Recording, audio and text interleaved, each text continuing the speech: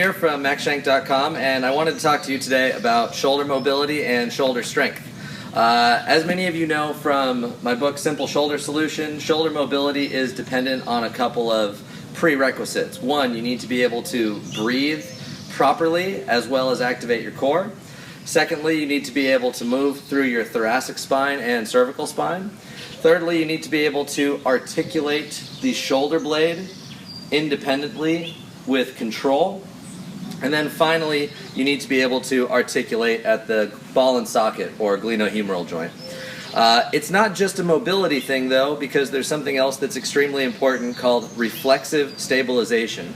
So what you want is to have muscles that are able to what's called reflexively stabilize, which is kind of like being able to react to an external force quickly and completely. The quickly and completely part is going to be done primarily by the muscles around the shoulder, especially the rotator cuff.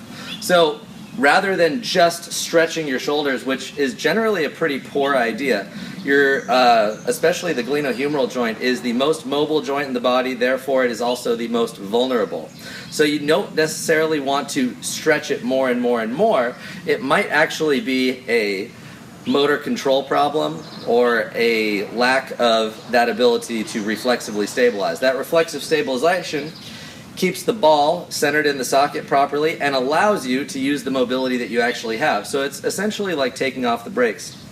And there's a weird exercise you can do that helps promote this reflexive stabilization, and it doesn't require a lot of fancy equipment. It's actually just a jump stretch band, and this is a 2-inch thick band. You can use something a little bit lighter, smaller, and it will be less weight and less load. So I'll show you exactly what I mean. We're going to do just a front shoulder circle. So unweighted would look like this.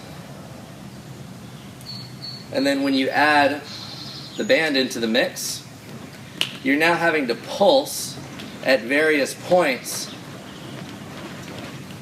and you're having to use your strength to stabilize in a 360-degree vector, which means that your delts are going to have to click on, your pecs are going to have to click on, your lats are going to have to click on quickly and rhythmically at different positions. And this is extremely beneficial for teaching your shoulder to reflexively stabilize. And you want this to move as little as possible. I like to actually do it from a lunge position.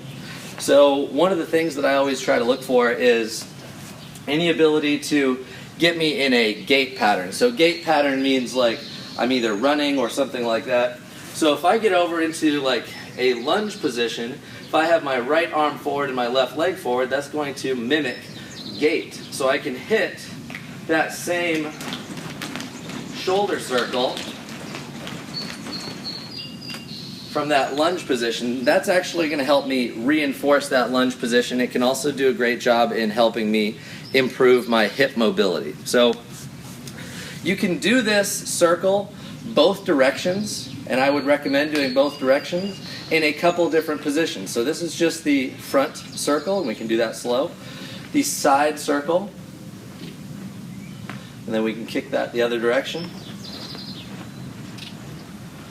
You can do the same thing from a face pull position, so I'll have my elbow nice and high. And now I'm going to start working on my rotator cuff in this position a lot more. And then the last spot I would do is some variation on overhead. So you can go 45, you can go directly overhead, you can come out at a 45. And what you'll find is that just hitting these different positions and getting a nice little pump going through your shoulder makes you feel a lot stronger when you go to do your normal heavy lifting. So I've really been enjoying hitting this before I do any overhead work. Really makes my shoulders feel kind of like dialed and locked in. And as a good rule of thumb, you can do this drill in pretty much any of the traditional shoulder rehab positions. So, you know, you have like this different series with the internal or external rotation. And basically any of those positions at any different angles, you can hit this exercise. And I would use it, like I said, as a warm-up. Do like about 1 minute or so. I find that really gets a really, like I said, a wicked pump through the shoulders, makes them just feel a little bit more dialed, and it's going to make your heavy lifting a hell of a lot stronger. So keep in mind just a couple things to recap. Number one, you want to always address first the breathing, core strength, thoracic and neck mobility, scapular movement before you start focusing on that glenohumeral joint. And then secondly, you want to be able to reflexively stabilize in your, let's say, more safe ranges of motion before you start trying to really crank into some extra range of motion with some more intense stretching. All right? So use this. If you have any more questions, you can leave them in the comments. And I have a bunch of free resources on healthy shoulders and making your shoulders very strong at maxshank.com. Thank you again. Have a great day.